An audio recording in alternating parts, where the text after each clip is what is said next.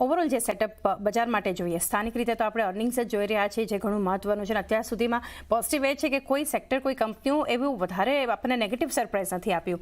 આ વચ્ચે ગ્લોબલ જે સેટઅપ આપણા માટે બનતું જોઈ રહ્યા છે, આ તમે કઈ રીતે ભારતીય બજારના ફંડામેન્ટલ્સ હાલ માટે જોઈ રહ્યા છો પાર્થિવ? સૌથી પહેલા આપણે અર્નિંગ્સની વાત કરીએ, સ્પેશિયલી ડોમેસ્ટિક અર્નિંગ્સ. તો આ ક્વાર્ટર અત્યાર સુધી જેટલા બી નંબર્સ આવ્યા છે એ ડેફિનેટલી પોઝિટિવલી સરપ્રાઇઝ કર્યું છે in terms of the performance. No doubt I think overall અત્યાર સુધી જેટલી બી કંપનીઝ આવી છે એનું સબસેટ જોઈએ તો revenue growth has been somewhere around 7%. એ ક્યાંક ક્યાંક ડેફિનેટલી થ્રો ટેપિડ છે, પણ we can also attribute to the fact કે જે જીએસટી રિલેટેડ ટ્રાન્ઝેક્શન ઇશ્યુઝ હતા એના લીધે અમુક સેલ્સ અને વોલ્યુમ નંબર્સ થોડા ટેપિડ હતા.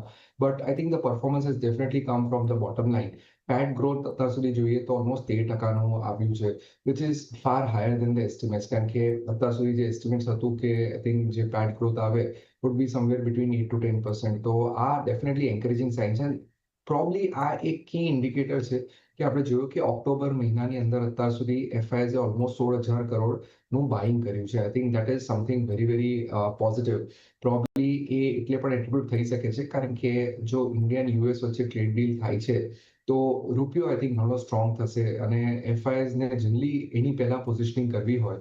સો I think that's a very good indicator in the sense કે ટ્રેડ ડીલ થવાથી, કારણ કે વી નો કે આપણે એવું કહીએ કે ટ્રેડ ડીલથી એટલો ઇમ્પેક્ટ નથી, પણ યસ આપણે જોયું કે ઓલમોસ્ટ યુએસ અને ઇન્ડિયા વચ્ચેનો જે ટ્રેડ છે એમાં 37% ડિક્લાઇન થયું છે, which has some detrimental impact on the currency. એટલે ઓવરઓલ અમને લાગી રહ્યું છે કે FIs are preparing for the fact કે ઇન્ડિયા અને યુએસ વચ્ચે by this year end or latest by March I think એક ટ્રેડ ડીલ થાય છે. So that will be a very, very positive outcome for their investments in India. And I think earnings have been good. Global macro has been relatively stable. US તરફથી I think આપણે જોવાનું રહેશે કે job market કઈ રીતે pen out થાય છે. પણ I think Indian domestic internals ઘણા પોઝિટિવ લાગી રહ્યા છે. કેપેક્સ ઇઝ ઓન અ અપસ્વિંગ અને ઓવરઓલ I think રિઝલ્ટ્સ જે છે they are giving very good lead indicators in terms of આગળ જતા H2 will be historically better. એટલે overall I think we are positive on the markets. Overall market પર એક view positive બનતું જોઈ રહ્યા છીએ. કિરણ, ટેકનિકલ સેટઅપ સમજી લઈએ બજાર માટે.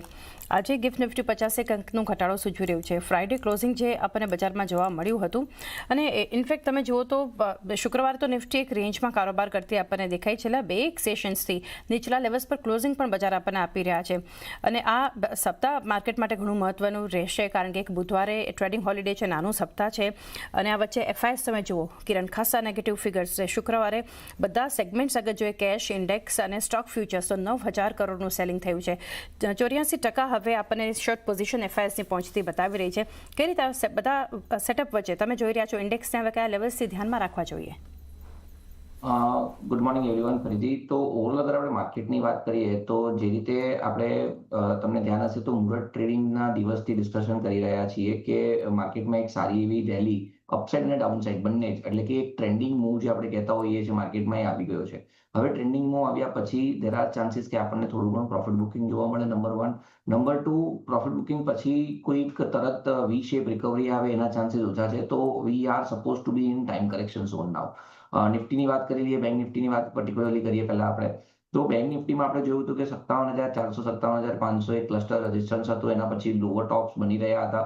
તો હવે જે લોઅર ટોપ્સનું આખું ક્લસ્ટર છે એક સપોર્ટ ઝોન છે, એટલે કે 57,200 થી 57,400 આ એનું એક ક્લસ્ટર સપોર્ટ છે. એની આજુબાજુ માર્કેટ કન્સોલિડેટ થાય એવું અમને લાગી રહ્યું છે અને ઇનફેક્ટ આપણે મુહૂર્ત ટ્રેડિંગ ડેના દિવસે પણ કહ્યું હતું કે 58,000ની ઉપર માર્કેટ ટકે એના ચાન્સીસ ઓછા છે. પ્રોફિટ બુકિંગ કરો, વેટ ફોર ધ ડીપ. 57,200ની આજુબાજુ તમને ઓપોર્ચ્યુનિટી મળશે.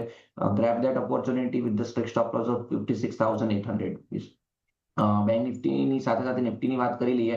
સો નિફ્ટીમાં પણ સિમિલર પેટર્ન હતી. આપણે જોયું કે જે રિકવરી આપણને એપ્રિલ 2025માં દેખાઈ હતી એનો ટોપ આઉટ આપણે જુલાઈ 2025માં જોયો 25,600 25,700 આજુબાજુ. તો એક ક્લસ્ટર રેઝિસ્ટન્સ હતું. એના પછીના જે લોઅર ટોપ્સ હતા એમાં પણ નિફ્ટીએ એક બ્રેકઆઉટ આપ્યું, ડબલ બોટમ પેટર્ન યા તો રાઉન્ડિંગ બોટમ પેટર્ન. એ બ્રેકઆઉટ આપ્યા પછી આપણે કન્ટિન્યુઅસલી જોઈ રહ્યા હતા કે 26,000 26,200 કશે ને કશે રેઝિસ્ટન્સ ઝોન હતું યા તો એક સપ્લાય ઝોન હતું. મંથલી એક્સપાયરી, વીકલી એક્સપાયરીના પોઈન્ટ ઓફ વ્યૂથી ત્યાં મેક્સિમમ ઓપન ઇન્ટરેસ્ટ પણ હતું. હવે અત્યારે જે રીતે નિફ્ટીનો ચાર્ટ છે, ડબલ ટોપ પેટર્ન આપણને જોવા મળી છે. આ ડબલ ટોપ પેટર્નનું અગર આપણે સાઇઝ વાઇઝ અગર ટાર્ગેટ જોઈએ તો કશે ને કશે અહીંયાથી હજી પણ 301 પોઈન્ટનો ઘટાડો આપણને જોવા મળી શકે છે. અને એ વસ્તુ તમે જોશો તો કશે ને કશે કોરિલેટ થઈ રહી છે એના પ્રીવિયસ સપોર્ટની સાથે, જેનો પ્રીવિયસ રેઝિસ્ટન્સ એટલે કે હવેનો સપોર્ટ 25,500 25,600. તો જે આપણે આગળ વાત કરી હતી સિમિલરલી અહીંયા આપણને એવું થતું દેખાઈ રહ્યું છે એઝ ઓફ નાઉ. તો ઉતાવળ નહીં કરતા ઘટાડામાં ખરીદી કરવાની. 25,500 25,600 ની આજુબાજુ તમે એક્યુમ્યુલેશન કરવાનું ચાલુ કરો 25,400 ના સ્ટ્રિક્ટ સ્ટોપ લોસની સાથે. 25